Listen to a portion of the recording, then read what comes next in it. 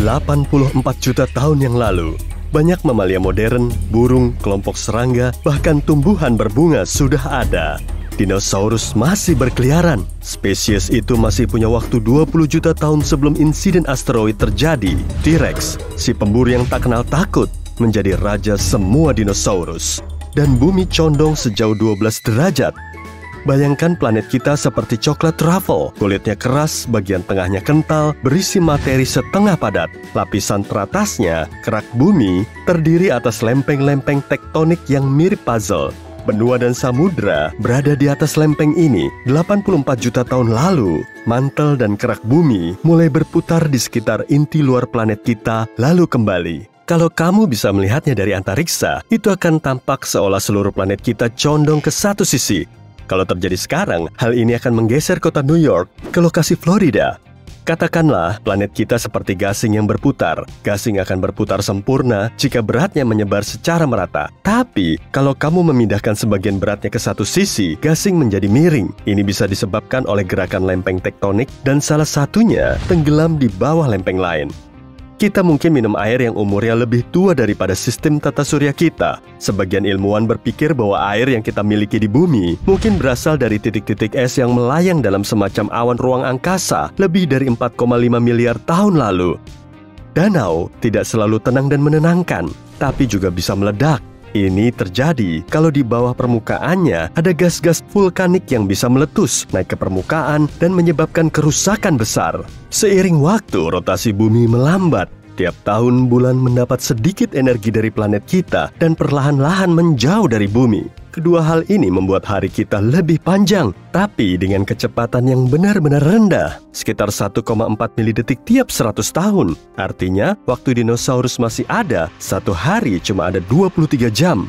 Dulu, planet kita berwarna ungu. Satu teori menyatakan, mikrob kuno tidak bergantung pada klorofil untuk menyerap sinar matahari, melainkan pada molekul-molekul lain. Mikrob-mikrob ini menyerap sinar hijau, lalu memantulkan kembali warna ungu yang cantik.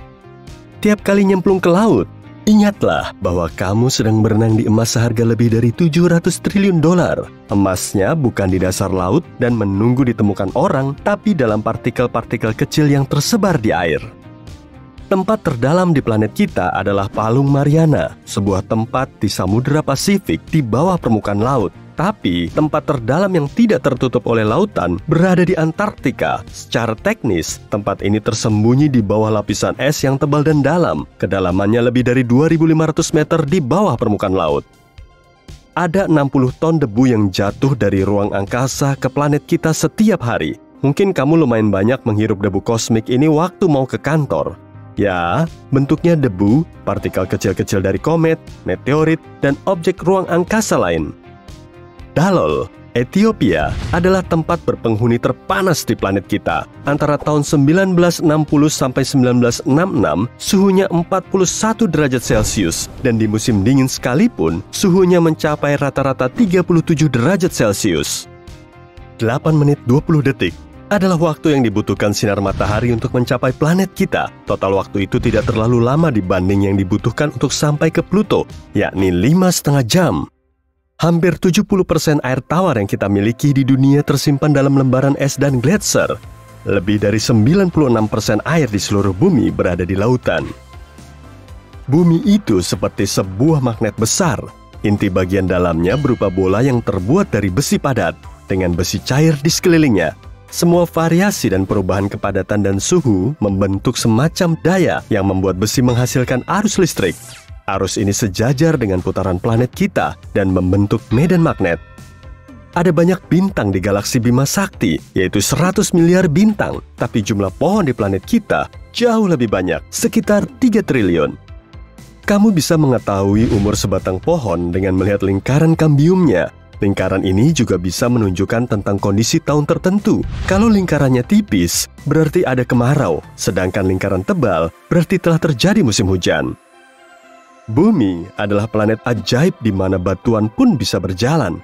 Setidaknya sebagian di antaranya di Death Valley, California. Batu-batu itu meninggalkan jejak, sehingga kamu bisa mencatat jalur yang telah ditempuhnya. Beberapa batuan terbesar telah meninggalkan jejak sejauh 460 meter. Batu-batu dengan bagian dasar halus berjalan berputar-putar, sedang yang bagian dasarnya kasar cenderung meninggalkan jejak lurus. Dunia di sekitar kita terdiri dari banyak atom, dan atom-atom itu sepertinya padat. Tapi 99,99% diantaranya hanya berupa ruang kosong. Atom hanyalah sebuah nukleus yang sangat kecil dengan sejumlah elektron yang mengitarinya. Elektron ini adalah partikel, tapi gerakannya seperti gelombang. Elektron tidak tetap di satu titik, tapi menyebar di sejumlah probabilitas dan menempati banyak ruang.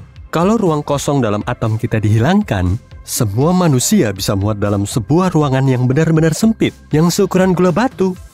Australia perlahan-lahan bergeser ke utara, yakni 7 cm per tahun. Karena gerakan tektonik, Australia berada di atas lempeng tektonik benua yang bergerak lebih cepat dibanding benua lain. Kamu akan butuh 400.000 bulan untuk bisa membuatnya seterang matahari. Banyak banget ya, karena bulan kan cuma memantulkan sinar yang berasal dari matahari dan tidak punya sinar sendiri, itu pun belum cukup. Kecerahan cahayanya juga bergantung pada sudut antara matahari, bulan, dan bumi. Dulu, planet tempat tinggal kita punya 2 bulan, atau setidaknya begitulah yang diyakini beberapa ilmuwan. Mereka mengetahui bagian bulan yang menghadap bumi relatif lebih rata dan rendah, sedang bagian lain jauh lebih tebal dan berkerak.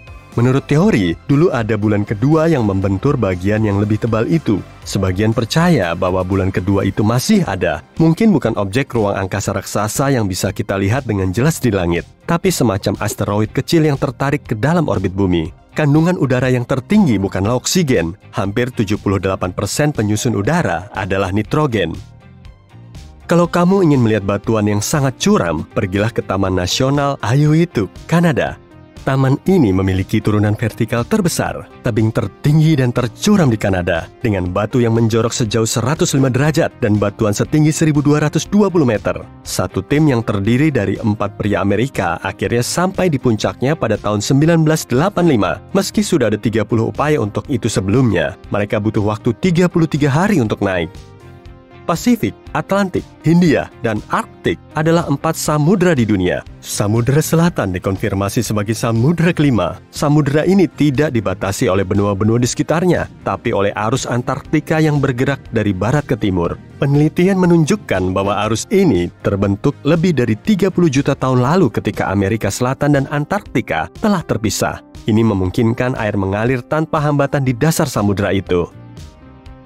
Gletser dan lembaran es yang mencair berarti ada lebih banyak air di samudera. Ini memberikan bobot tambahan yang menekan dasar laut, membuatnya tenggelam. Permukaan bumi tampak padat dan sepertinya permanen, tapi setiap 500 juta tahun, permukaan bumi mengalami proses regenerasi. Lempeng tektonik saling bertabrakan, kerak benua membentuk tekanan di kerak samudera, dan tekanan itu mengaktifkan gunung berapi. Seiring waktu, semua ini menghasilkan regenerasi dan pergantian sebagian besar permukaan bumi, seperti tubuh kita yang meregenerasi sel-sel kulit, mengganti sel-sel lama dengan yang baru.